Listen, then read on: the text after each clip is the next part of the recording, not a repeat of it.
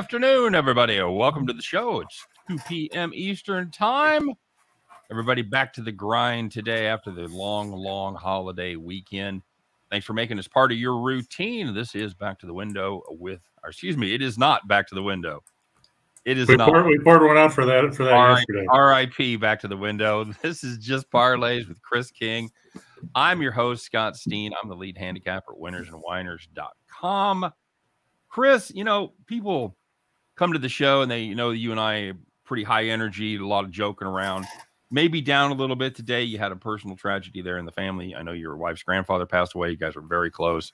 So condolences from me and from everybody else, I'm sure.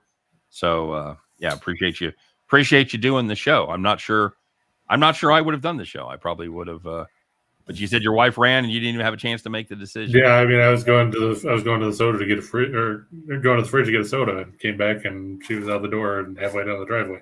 All right. Well, my apologies and then my condolences, and that sucks, man. So good to see you. I mean, we always say that, you know, no matter who you are as an athlete or anything else, that, you know, the one opponent that never gets beaten is time, and you know. Undefeated. Unfortunately, you know, that trend continues. Undefeated, I think he was roughly the same age as my dad. My dad was 90, and yeah, he would have turned 90 in September. That's what I was thinking. So, good run, I assume. And if he was anything like my pop, he was probably didn't want to spend the last years a lot different than he spent the first part of his life. So yeah, I mean, he used to be he was a cop before, right, in both Houston and Buffalo. So. But, you know, at least, you know, he's in a better place as far as all that goes. I know it's a cliche and it doesn't sound like a good thing when you talk about it, but very comforting, man. Very comforting. At the end of the day, it is what it is. Absolutely. And I hate using that phrase too, because they use it way too often down here. I get that. So, all right, man. Well, thanks for being here. I know, depending on the schedule for the rest of the week, you might miss a day. Just something. No, I'm not gonna be Wally pipped. I'll be here. Well, I mean, some things get scheduled. You get visitations, you get funerals that sometimes the hours don't match up. I mean, it happens. I'm just saying, we'll understand if it does. Yeah, I appreciate it, but my plan is to be here. You know. I know. It's good to have you, and you are a gamer, sir. You're an absolute gamer. Hey, good to see some guys in the comment section. James checking in says, been waiting on you guys. Well, my God, here we are, brother. We should have queued up. Well, I guess waiting for a girl like you wouldn't have really worked because, right. You know, but we could have. We could have improvised by putting up a picture of somebody, and then it would have. Have you seen the movie Waiting with Ryan Reynolds? Yes, yeah. There's what, Still Waiting or something. Yeah, it's not a good movie by any stretch, but it's like a lot like Office Space. Not a great movie, some very funny scenes and some very funny lines in it. Yeah, I mean, you can't go wrong with Office Space. No, it's it drags its spots, the whole hypnotized thing, and whatever. It's not. But at least that's early in the movie, though. That's true. I really like Diedrich Bader in that as Lawrence. What would you do with $1 million, Lawrence? Yeah, I'll tell you what I'd do. 2 chicks at the same time. Yep, and that's still a meme to this day, man.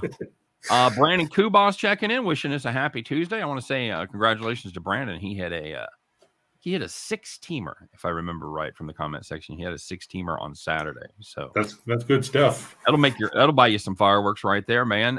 DE Mortal Dead Boys in the hizzy. What's up? Lex Steele, Buffalo Bill in the Greater Scott. Damn right, that's us, man. Lexington Steel, not Remington Steel. I like you. Fuck you. You're cool. That's absolutely right. Yep. Absolutely. I wouldn't say I'm missing it, Bob. That's just we still use. That's another line we use to this day, man. That and Nasim, not gonna work here anymore. So why should I have to change my name? I was here first. How did your weekend go from a gambling perspective? How the picks do? Did you get some premium? Everything was good until yesterday. Yesterday sucked. Not good. No, I mean, like I was saying in the pre-show, you know, Manoah struggled in the first inning. Wasn't helped by George Springer airmailing a throw. I didn't expect Oakland to score 3 runs in the whole game, much less in the first inning. Yeah, and I guess Toronto's bats didn't clear customs. Toronto pretty much spent a week pissing off you, Everybody. me, everybody that follows us, everybody that comments on my video, absolutely everybody. And somebody I was answering a comment the other day. Somebody said they were Toronto. They were going to play Toronto. I'm like, fuck that team. I'm laying off. I'm admittedly not touching the game today, not just because of what Toronto did yesterday, but because Kikuchi's pitching, and God knows what the hell you're going to get out of him. Right. You're pretty sure he's going to suck. But then again, it may be like last time, 6 innings, 1 run. But statistically, he should go back to sucking again. We'll see. Right. Hey, X House, what's up, Big X? AJ is here. He's asking if the Blue Jays are giving up. I don't know about that, man. I think they just hit a rough stretch. They ran into some, Tampa Bay got some good pitching, and then yesterday Irvin pitched a hell of a lot better than I expected. I got to give him credit. I thought he was going to get smashed all over the place, and I guess all that empty space in the Ring Central Coliseum worked out for him. Yep, absolutely. He didn't have anybody to boo him.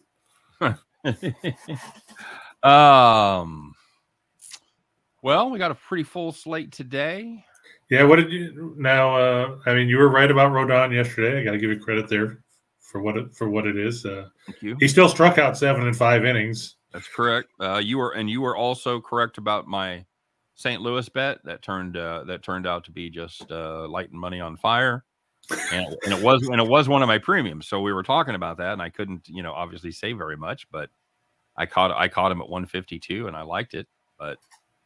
They were really never in that game, if I remember. No, that 5-run second, and then Atlanta didn't score the rest of the game. But when you're up 6-0, yeah, I was checking results because I was cooking out yesterday. I talked to you a little bit and everything, and yeah, but so I'm kind of keeping an eye on it, and I see there's rain in the top of the 5th with 1 out. I'm like, come on, fucking rain, come on, fucking rain. Now, and the funny thing is, when it rains in Atlanta, it means it usually shows up here. Guess what didn't show up? Rain. Yep, it went somewhere else. Well, it must not have been a very sustained type of shower because they were able to complete the game and get it in. But it was rained out for 2+ hours. Was it that long? Yeah, they didn't restart until like 11:30. Oh, God damn it! Yeah. Well, and then we talked about Manea, and he sucked. Yeah, I thought he was going to pitch better than that. I did. I certainly did. Yeah, I thought he would. I thought he would pitch better than that for sure. And yeah, Crystal brings up a point about the Blue Jays too. Their heads aren't in the game. Mark Budzinski, the first base coach, his daughter passed over the weekend in a tubing accident. A tubing accident, man. Yeah, that's a.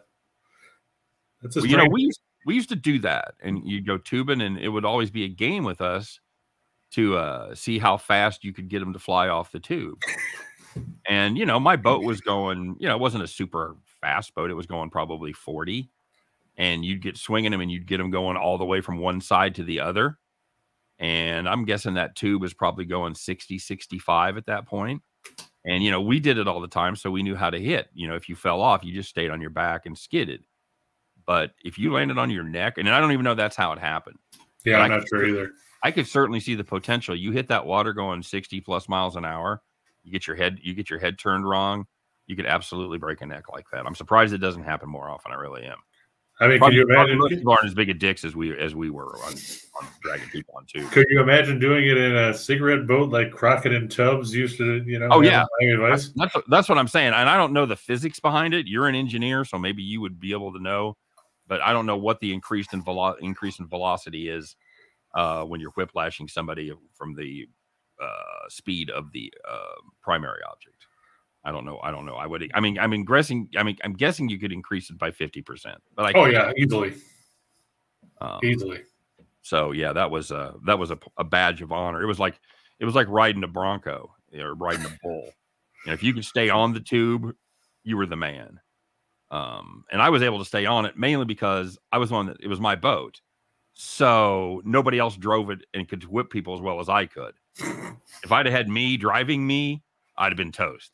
But because none of the guys, and of course it's not there, so they're a little timid. They're a little timid about doing crazy shit. And but yeah, it was a lot of fun, and that's a great point. And I don't want to make everything about me.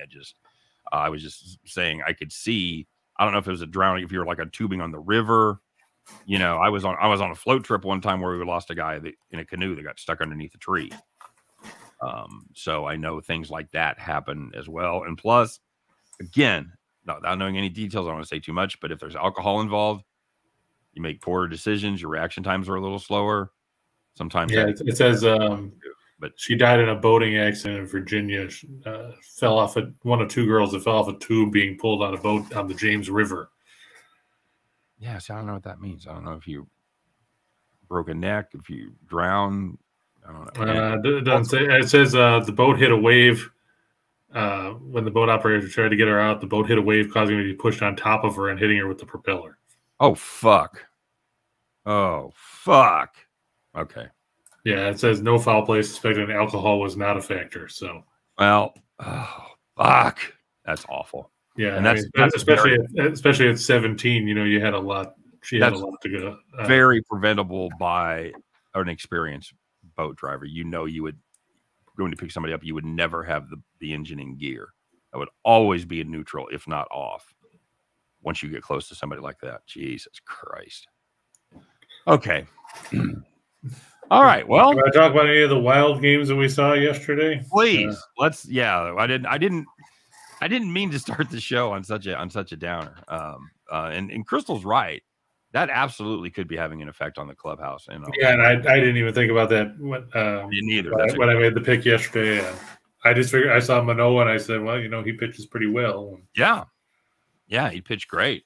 So yeah, there was some crazy stuff yesterday. A lot of day games. The Cubs game pissed me off. I'll say that.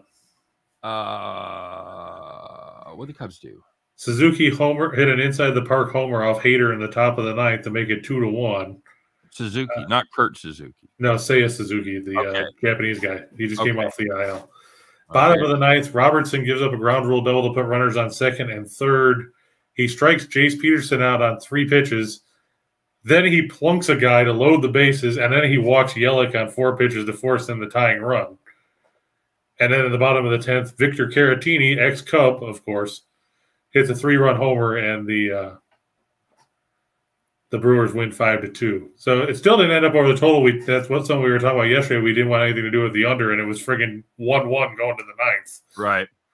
And right. So Justin Steele, of course, said, hold my beer when we talked about how he had a 7.29 road ERA. Yeah. But, you know. Well, I was able to take advantage of a little bit of the craziness. Of course, I had the Orioles, a game we talked about. It was going on when we were on the air. Yeah, and they came back with a 2-out rally, man on first in the bottom of the ninth to tie it, and then win it in the 10th. So after they gave up the go-ahead run in the top of the ninth.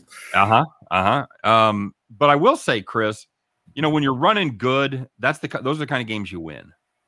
When you're running bad, he drives that ball in the bottom of the ninth to the wall, and the guy catches it, you know, running at full speed and puts his glove up and catches a fucking snow cone. So, or a prime example of what you're talking about there too is the White Sox yesterday. You know, they hit a ball and the Screws had runners on first and second. Buxton tracks it down at the wall, and then they turn it into a triple play. Yeah, that's some horrific base running there. It was. I don't know what Engel was thinking. No. Not much, apparently. He didn't even start running back second until, you know, the ball was already rolling into the infield. Well, then my other one, I'm watching the Royals game, and they're up 5-1. Live price is $2.40. I pound that. Texas, Houston kind of gets out of it. It's 5-2, about the 7th inning or so. It's plus 380. I pound that and end up winning it in the ninth. So it was a great live bet opportunity to face. So you doubled down against the Royals. Yeah, absolutely. I mean, I was surprised when I looked at it and it was 5-0 in like the second inning. I was like, what the hell is this? Lighting up Odorizzi as they almost always do. So does everyone. How did they let him throw 90 pitches? I was mystifying because he was a little better in the 4th inning, but he gave up runs in the first 3 innings. And he hadn't pitched since he had that thing where he fell over the bag and got hurt. Absolutely. So, I mean, that was what? Beginning of June, end of May? Yeah, he'd been out, I think they said 6 weeks. Okay. So even longer than I thought. Yeah, absolutely. James S. What does James S. say, Chris? Without looking, what did he say? Yo. Exactly. Like, James is just trying to replace Rocky Balboa. Hey, yo.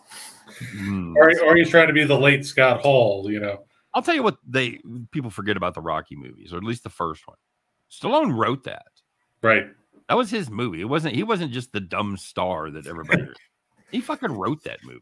Right. Oh, he's not without talent, so I'm still waiting for them to do like Creed 4 or 5 where, you know, Creed's gonna fight Spider Rico's transgender kid or something like that, just because, you know, they keep talking about he's going to fight. It's going to be Clubber Lang's kid and everything else. You know, right? Pretty soon they're going to run out of guys. We're going to see Big Yank Ball or Joe Sizak. You know, all those guys where all you see is their name on the marquee when you see them laying on the ground. Exactly. Sooner or later, we're going to run out of guys. We're going to run out of guys, man. What else surprised you yesterday? Anything really jump up and stun you? Well, like I said, Rodon really stunned me. I didn't think he was going to get smacked around that badly. For a couple minutes, the Reds scared me because it was 3-3. Mm-hmm. But then, you know, reality set in and Hunter Green continued to give up runs. Reds are going to red. Reds are going to red, baby. Like you said, they score a ton of runs at home. The problem is they give up almost 6 runs a game. That's brutal. It's absolutely brutal. Yeah. And things get a whole lot worse for the Reds today because you saw who's coming back for the Mets. I'm sure Tim Earl is very excited as Max Scherzer makes his return to the mound today after being sidelined with that oblique injury. Enjoy those 4 innings. Yeah. Goes on for another month. He might only need to go 4 innings because the score might be 11-2 by then. Right.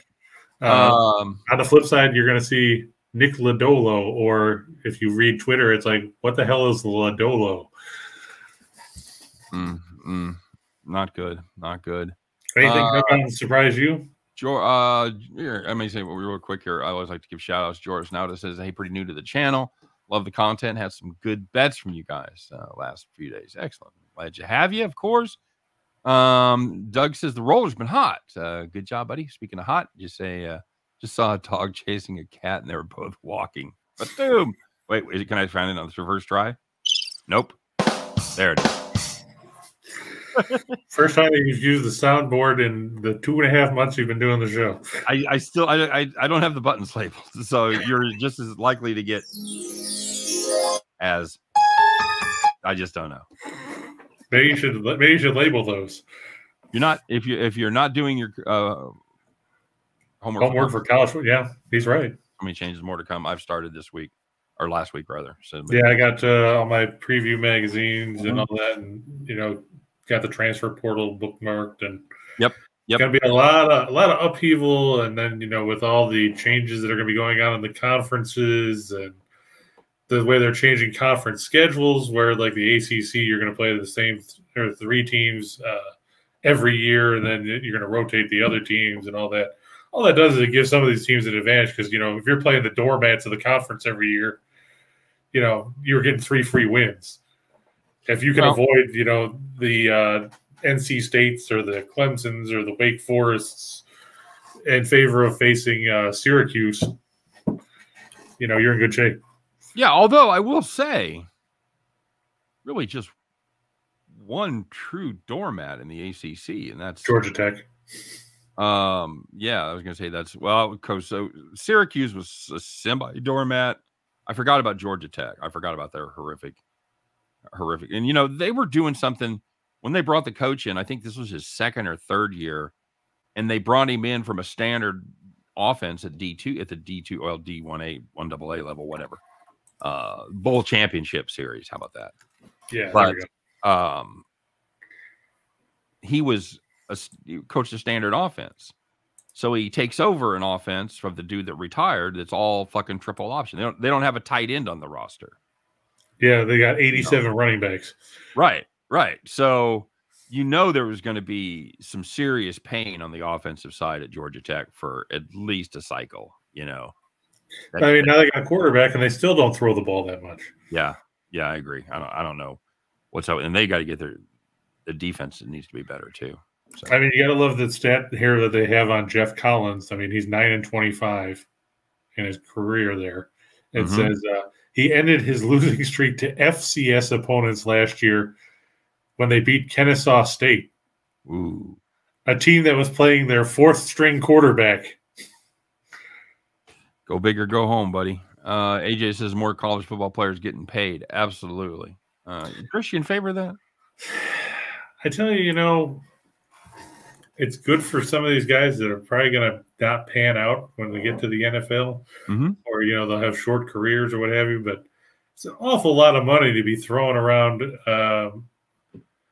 to some of these guys. That what are they based on? They're based on what they did in high school or what they did in a year or two of college. Do you think that these guys are worth the kind of numbers are getting handed out? Probably not.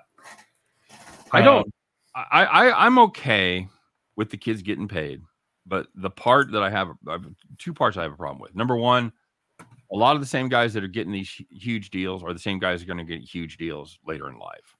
So you're not really helping out that much. You're not helping the average athlete. The other thing that I have a problem with is how it's used as a recruiting tool. That's the thing I was going to bring up too, because look at Nigel Pack. He left K-State to go to Miami because Miami gave him an NIL worth $1 million or $1.1 million, something like that. That's exactly right. And how is that any different than what happened to SMU with the Pony Express? Well, it's because it's legal now. Well, that's what I mean. It's just, the only difference is you made it legal. Yeah. Otherwise, SMU never would have had the death penalty 35 years ago. Correct. James S says I can't wait for those UPUI games. And Big X didn't want to get started, but like you said, you can't even go to parades now because of that incident in Illinois yesterday. I can't. I can't, dude. You have to. You almost have to compartmentalize that shit, because if you dwell on that, if you dwell on things like that, you don't fucking care about sports. You don't. If you have a family, if you have kids, you spend your time worried about shit. So you have to. I mean, I don't know how to deal with this shit anymore, dude. I just don't. It's almost become like the law of large numbers, where you see these fucking things happen and you're just almost immune to it. And and it doesn't, I don't know, man. It doesn't happen anywhere else. I mean, yes, they had a shooting in Denmark over the weekend. First mass shooting in Denmark since 1980, 1981, some shit like that. We have those shit. We have the shit every day, every fucking day. And I don't know what the answer is. It's again, like everything else in America, there's a huge fucking divide right down the middle between one side and the other.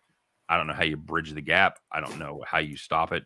The problem is, Chris, no matter what you did, if you said no more gun sales tomorrow, it doesn't fucking matter, because there's still 400 million guns in America. This is true. And they are right in that most criminals don't get their guns legally. But then again, if they're not getting them legally, then they're being stolen from legal users who aren't taking very good care of things. So I don't know, man. I don't know what the answer is. Yeah, that's you're right, Big X. You're absolutely right, man. It's a tragedy. It happens everywhere. This was one of the most affluent suburbs in the nation.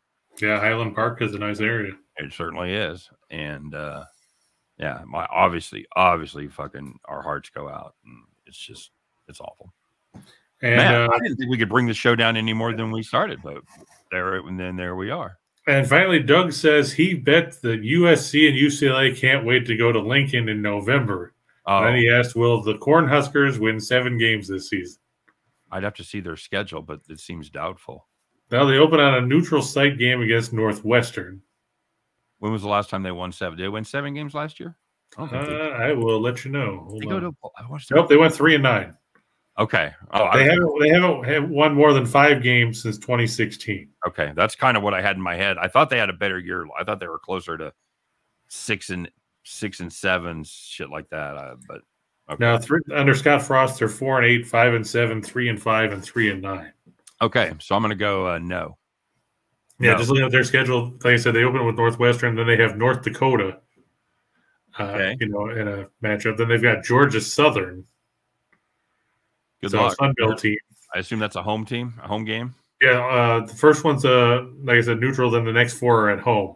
Then they get Oklahoma at home. I have to remind myself of this every year. Georgia Southern, triple option team? Is that the team? Not a triple option, but like a serious run team.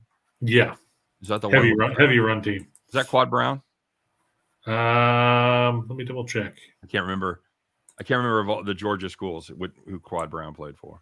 Anyway, I think Quad Brown played for State. Last year's quarterbacks were Tomlin and Ransom were their top 2 quarterbacks. So, AJ is talking about broken families. James says, if all the men stepped up and started being fathers, I guarantee a lot of this wouldn't happen. Yeah, I would go along with that. I would say a family unit being intact is extremely important. You talk about problems I have no fucking idea how to fix. There's one for you. I don't know how you make men be more responsible. Good luck. I mean, I don't know. I don't disagree with you at all, James. I think that's a huge part. You know, I did what I could do, Chris. I stayed together with my wife. I raised 4 kids that aren't fucking idiots. I feel like I've done my part for the next generation. You know, I tried to raise good human beings. That's all you can do, man. Hey, let's talk about some baseball. You want to do that? Oh, you want to finish talking about Nebraska real quick? Oh, okay, sure. They suck. They're not going to win 7 games. Yeah, they play at home against Oklahoma. Then they have a bye week. Then they get Indiana. Then they go to Rutgers and Purdue. Then they have another bye week. I don't give a fuck about their conference schedule. I just they get to play all the the better teams. It seems like and then out of the East they get Michigan. Okay, so they've got Rutgers, Purdue, Illinois, Minnesota, Michigan, Wisconsin, and Iowa. Okay, let me. All right, I'm going to go through this with you. Let's see if we can somehow, fucking find 7 wins for the. Can we throw in some forfeits or something? The football corner. That's the only way I'm seeing it. Like I said, they get Northwestern in week 1. Okay, winnable. Where's that at?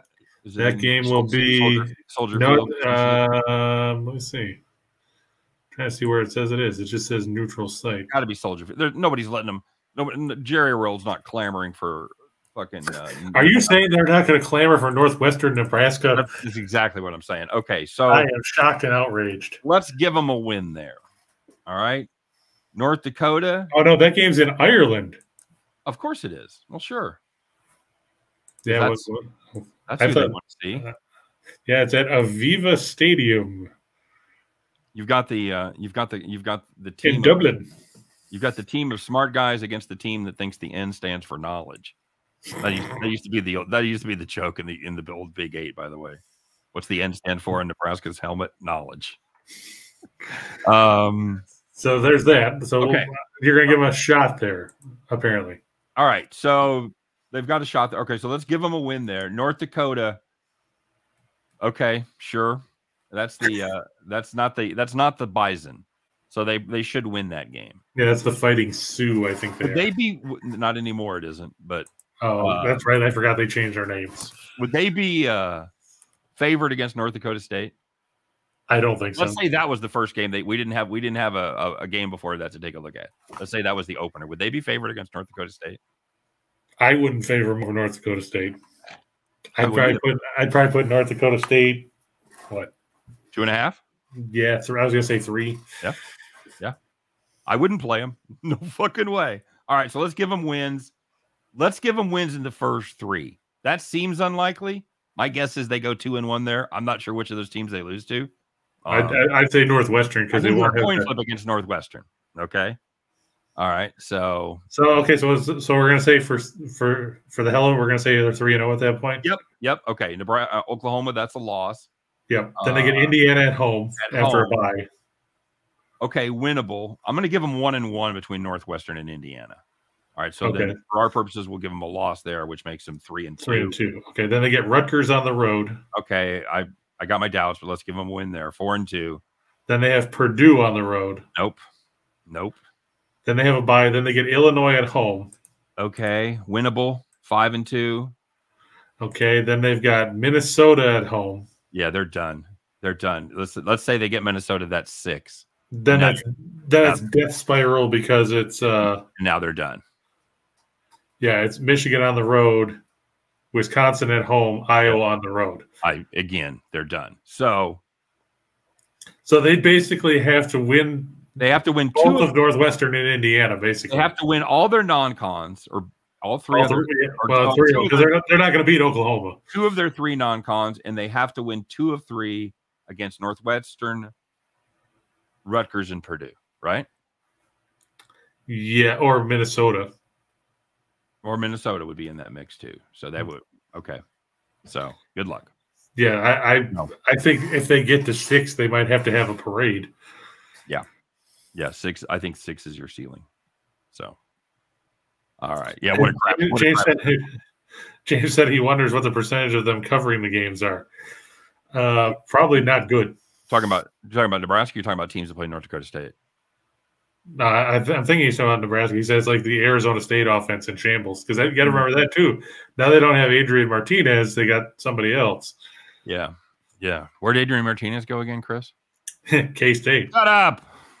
Yeah. You get to replace Skylar Thompson with him. Yeah. Yep. That's not that big of a downgrade. I can't throw the ball as well as Skylar Thompson, but I think he's probably a better runner. Yeah, so, well, when you have to run for your life, you learn pretty well how to run. He'll fit the offense okay. That'll be all right. All right.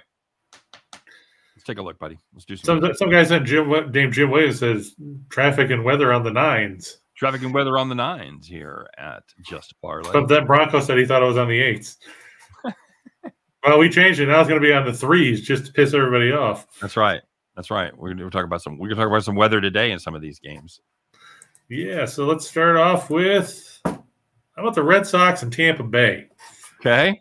We talked about this game yesterday a little bit because it was going on when we were on the show, and right. It was a low-scoring game, and the Rays got out bullpen-dayed by the Red Sox. I mean, how scary is that? They didn't even score any runs. The student has become the teacher, Chris. That's true. Jeffrey Springs gets to come back today. He was on the bereavement list, missed his last start. He's 3-2, 225, but he's going against a guy in Pavetta that's been on quite the roll since the calendar flipped in May, Scott. Yeah. Remember we talked about how his ERA was over 10. Now he's down to 3.23. He's got 8 wins. He's averaging almost a strikeout an inning. Yeah, giving up 2 or less in 6 of his last 7. He's definitely on a nice run right now. And the Red Sox, most importantly, they win games for Pivetta. They have won 9 of his last 10 starts. That is a hard train to get in front of, as he was able to get past Toronto with Manoah last time out, giving up just 2 earned over 6 innings. Springs has been had a nice start to the season, but he's struggled a little bit more lately, giving up 4 and 4 1/3, and then giving up 3 his last time out in 6 innings on 7 hits. He doesn't walk a lot of guys. I wouldn't be surprised, Chris, to see this one go under again. How about you? I agree with you there. I think it's going to be a lower scoring game. The wind is blowing out to left center, though, so you do have to watch out for that. It's about 12 miles an hour. What do we got? Just means you might rattle a bunch of stuff off the Green Monster instead. 9 is the total right now. Okay. Yep.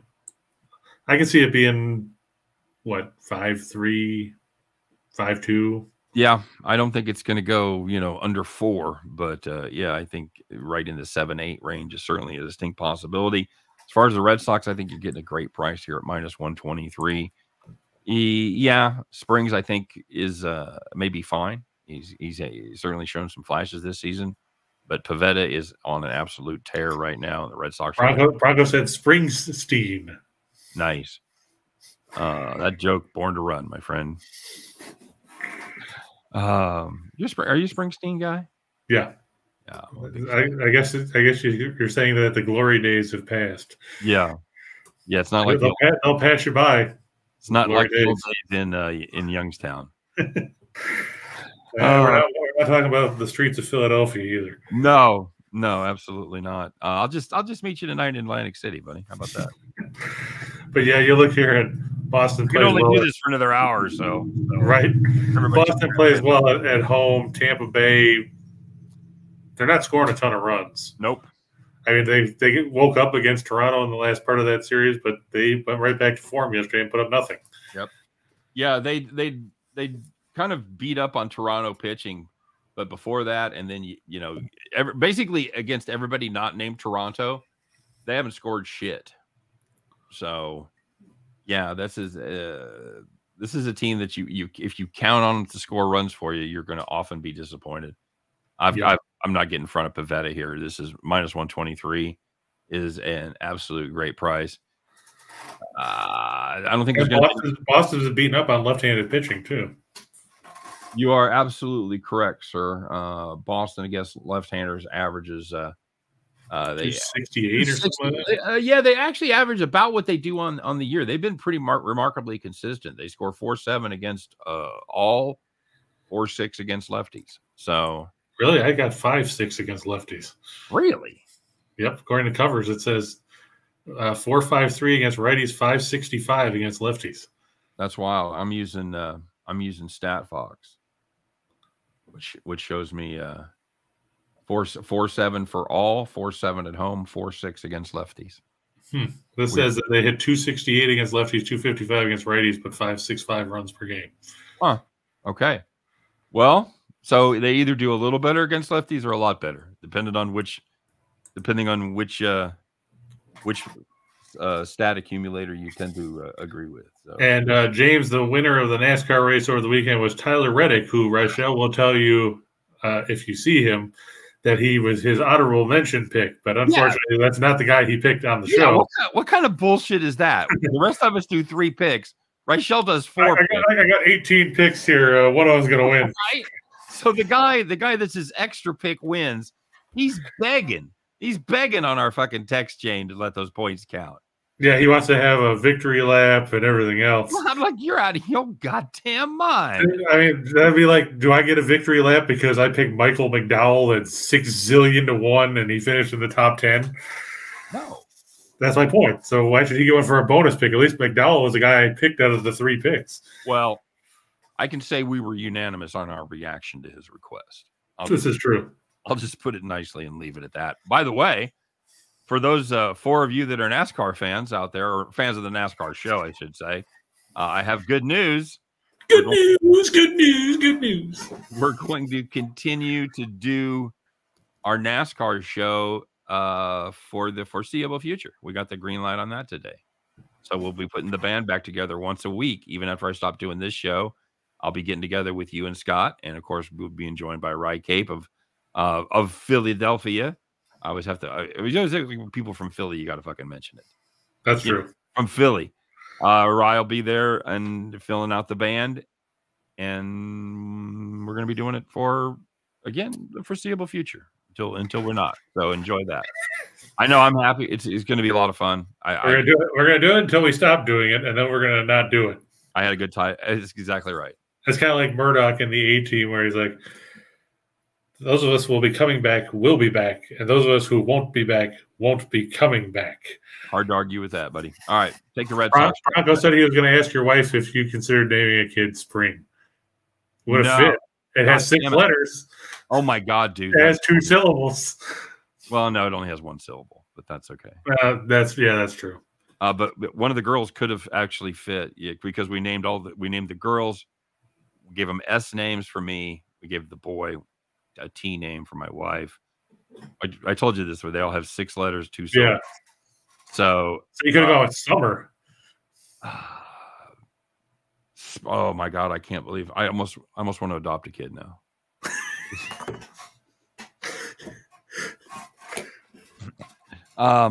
What was the line? And was it Bachelor Party? Yeah, I've got my eye on a 17-year-old Vietnamese girl. No, dude, Bronco. You've said some funny shit. That's one of the funniest ever. And it's so obvious. It's so right there. And I'm a Springsteen fan, and that's my own name, and I never thought of it. I can honestly fucking say that. I am ashamed. I just stand humbled before you and our live audience that I have never thought of that before. That's unbelievable. Better turn in your Springsteen fan club badge. No shit. I feel like the 8 times I've seen him just. I mean, then you might have gotten invited backstage if you said, "Yeah, I named my kid Spring and my last name's Steen." You're like, "Oh, well, come back and have some beer with the E Street Band." Absolutely. Oh, especially if I brought the kid to the concert. This is Springsteen. It's so nice to meet you.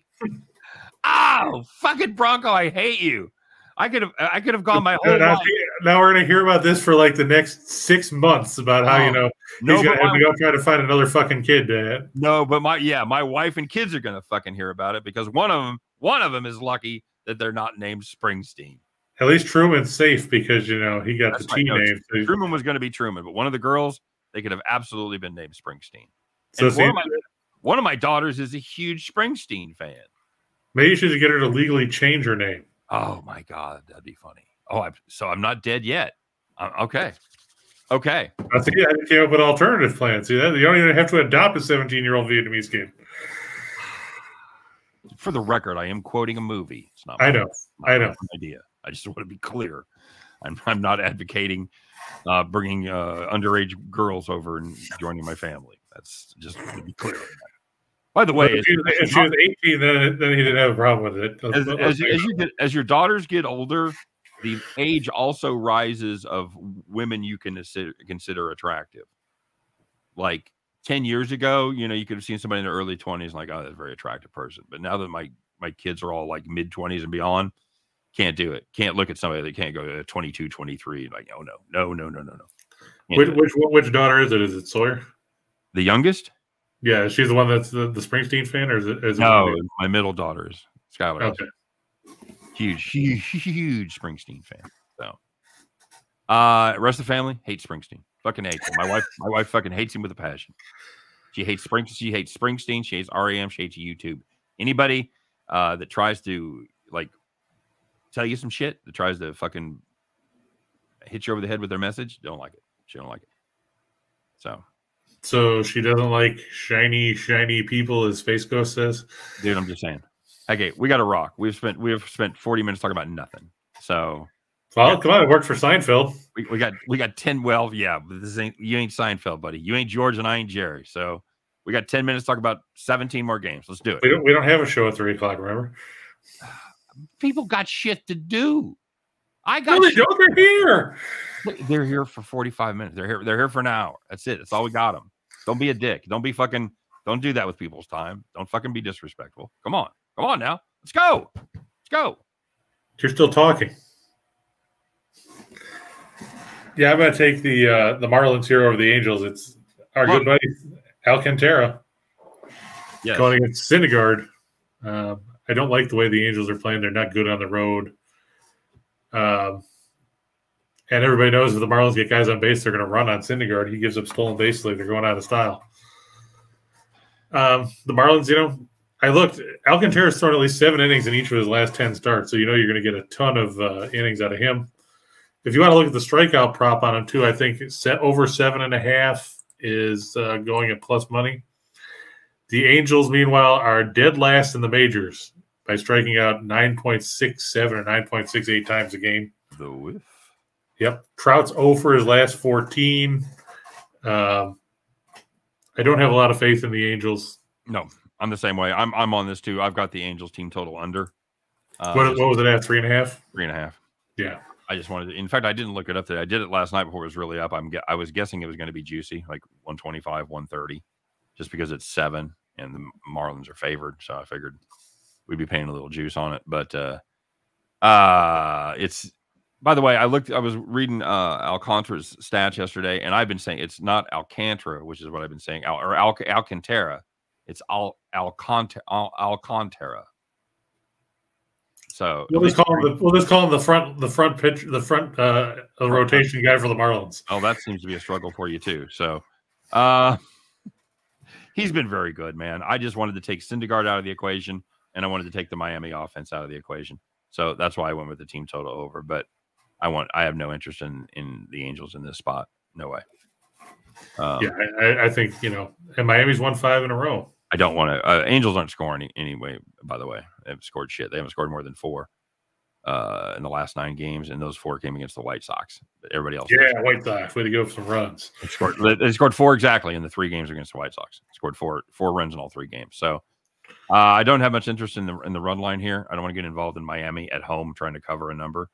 Miami's actually good at home, which is strange because I looked it up. They're 10th in scoring at home. Yeah, they're not, and I will admit I have a bias from the last 2 I thought you were going to say from Wei and Chen. No. Oh, again, just every once in a while, you know, it was the Presbyterian football team last year. It was 2 years before that. It was YN Chen home road splits. As Darvish this year, really. Yeah, he's been better on the road, but he's a monster at home. He's practically unbeatable at home. So yeah, I'm a big fan of this. Let's go. All right.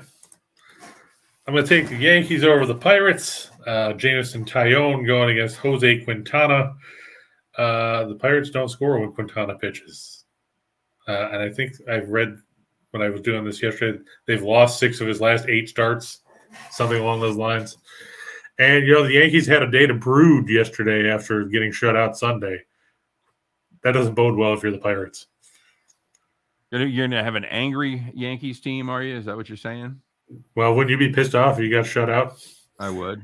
And Pittsburgh can't keep up with the Yankees even on a good day most of the time, offensively. Okay, very good. And this is a Yankees team that's pretty healthy right now. They've got some pieces out of the bullpen, but yeah, day-to-day players, everybody's healthy.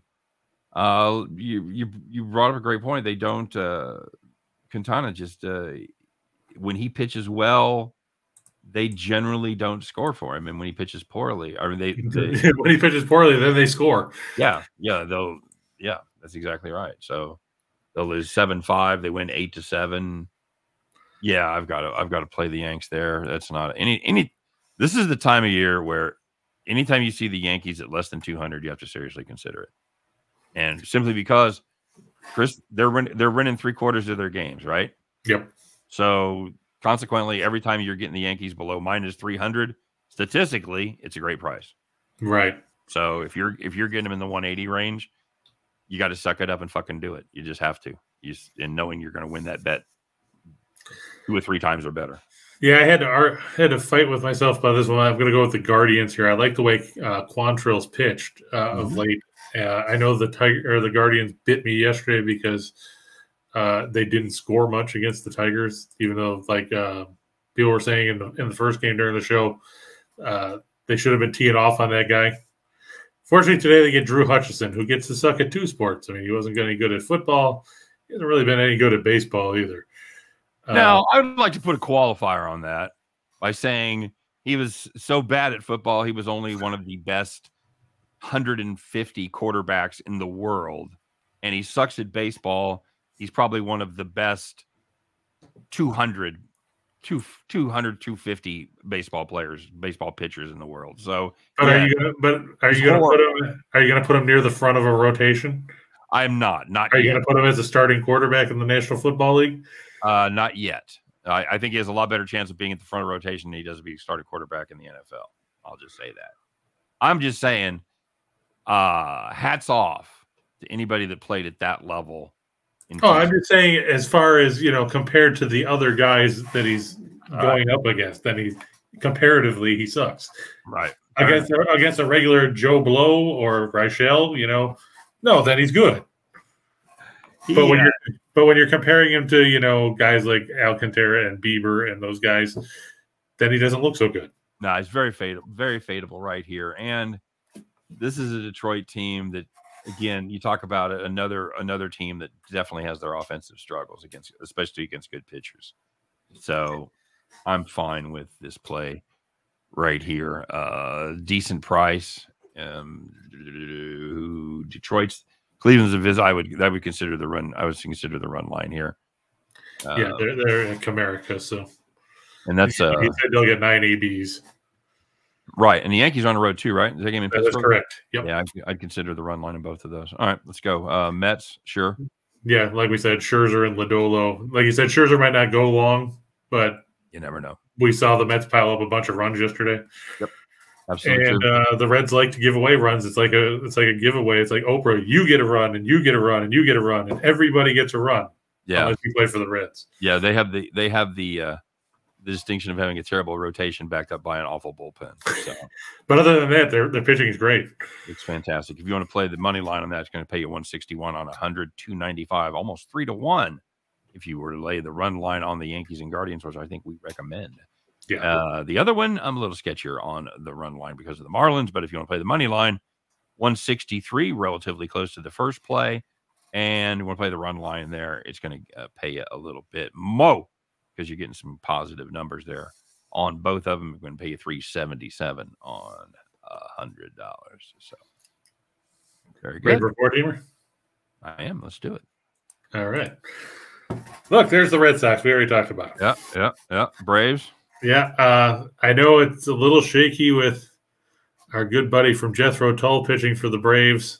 But I don't like Andre Palante necessarily because he's pitched well, but he's due for some regression. He's got a 131 whip. I don't think he's going to maintain that low 2 ERA forever. And the Cardinals bullpen is missing a couple of key arms. Cabrera and I think it's McFarland are out with COVID. Helsley got tagged up by the Marlins last week. I just don't have a ton of faith in St. Louis's bullpen. It's something that they're going to have to look at prior to the deadline. Fair enough. You know what? I thought I'm still waiting for Palante to shit the bed. He really hasn't, but they've lost 3 straight that he's pitched. I learned my lesson yesterday. The stove's hot. Keeping my hand off of it today, man. I'll go ahead and give a slight nod to sitting on a park bench there. Yeah, I'm hoping that he can get back to form. I mean, yeah, like you said, he's been bad. He had a horrible month of June. Phillies going up against the Nats. Yeah, I'm just fading the Nats because they're the Nats. I don't know a ton about Sanchez, who's pitching for Miami, or not Miami, sorry, for Philadelphia, and it's Espino for the Nationals. Yeah, I want no part of this. I don't have confidence in Sanchez, and I'm not in this lifetime going to back the Nationals. So, well, I put that one of these as the best option out of the. I didn't want to put the Astros at -260 or Mitch White at 250 or. Oh no, I know. Yeah, I wasn't sure as hell was going to put Kikuchi in there. It's that time of year, buddy. You got to make some bad choices. Yeah, and I avoided Alex Wood. I get that. And the White Sox, I'm going to take Kopech over everybody's favorite 3+ inning pitcher, Chris Archer. Yeah, I looked. He hasn't gone more than 5 innings in it all season. No, he's more about the girth than the length. No question about it. All right, very good. He's a beanpole. Hey, if you wanted to put those plays together, nice little payout there, $829 on $100. If you wanted to play the run lines on every one of them, and there's 4 games up there, no totals, so that's going to increase it substantially, almost almost fourfold right there. Take you to $32.92 on $100. That's a 33 to 1 on a 4-teamer, Chris. It's a pretty good payout. Just saying. Yeah, a healthy number. I mean, if you put a gun to my head and asked me which one I wouldn't necessarily trust on the run line, it would probably be the White Sox. Okay. I mean, Atlanta, we know, scores a lot at home. We talked about Boston. We talked about Tampa Bay's issues, and we know Washington is not good. Not good, Bob. Not good. All right, sir. Let's take a shot in the dark. Let's throw some paint against the wall. Yeah, we'll start with Mookie Betts over 1.5 total bases. How this is plus money, I don't understand. Okay. He's facing Herman Marquez. Do I need to say anything else? No, not really. Not if you're followers of the show. We're not big fans of Herman Marquez, and he has had a rough season. Pete Alonso over 1.5 total bases. He only had 1 hit yesterday, but guess what? It was a double. Yep, I saw that.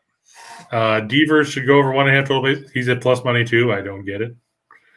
Okay.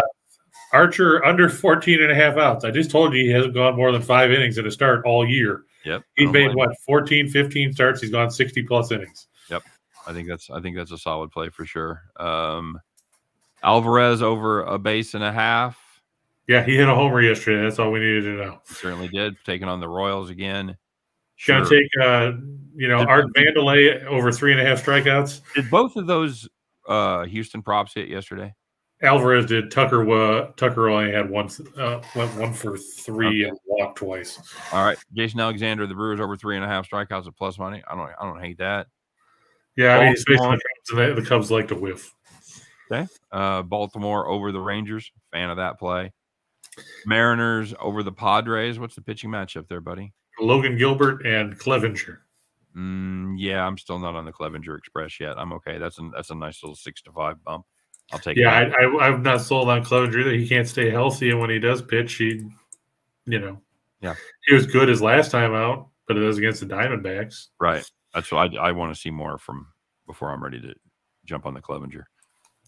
The Clevenger Express. Arenado even money. Okay, solid. Yeah, he's got what? He's like 9 for 17 in July. And you're in the Piper's Den, buddy. Rowdy Tellez over 1.5 total bases plus 125. There you go. Yeah, I thought that was a healthy number. Give it to me. Give it to me. Shoot that shit in my veins, Chris. Hey, if you put all those 10 together, $100 you wager, I pay 128 grand. 128 gur, everybody. And it gets better. You want to throw $100 and really got some gamble in you, play those run lines, getting that plus 170, plus 180. Oh, yeah. That's going to pay you $226,000 on $100, Chris. You can put an extra $100 grand in your pocket just taking the run lines. How about that? Yeah, like you said, that you can buy some more fireworks.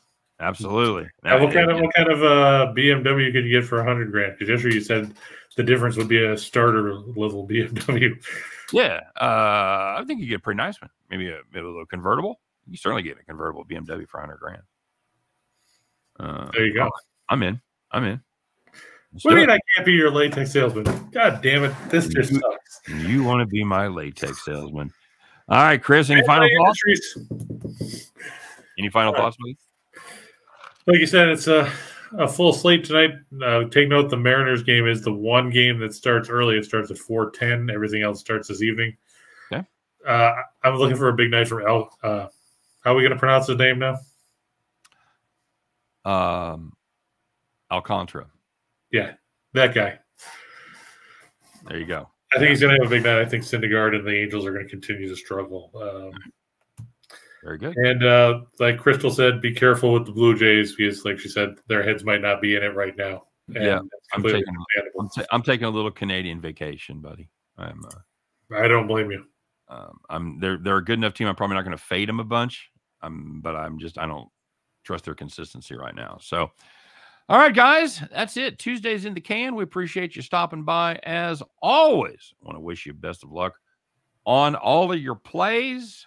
Yes, Nathan. I had the Marlins up on the list there. So yes, Marlins on the list. I was a little unsure about the run line, but Chris pointed out that they score more runs than I really give them credit for. So, and the Angels are tied for 25th in runs on the road. They do not score. They do not score on the road. Yep, we talked about that in my video as well. So, all right, guys, have a great day. Thanks for joining us. Hope everybody had a good 4th holiday. Hopefully not too hungover, not too logy from all the extra helpings of dessert yesterday. But we're back in the swing of things, ready to get rocking and rolling. So everybody have a great day. Thanks for stopping by. We'll do it again tomorrow, same time, 2 p.m. Eastern, 1 p.m. Central. You know me and Chris, we're going to ramble for a while, but when we talk sports, you know it's going to be just parlays. You guys take care. We'll see you tomorrow.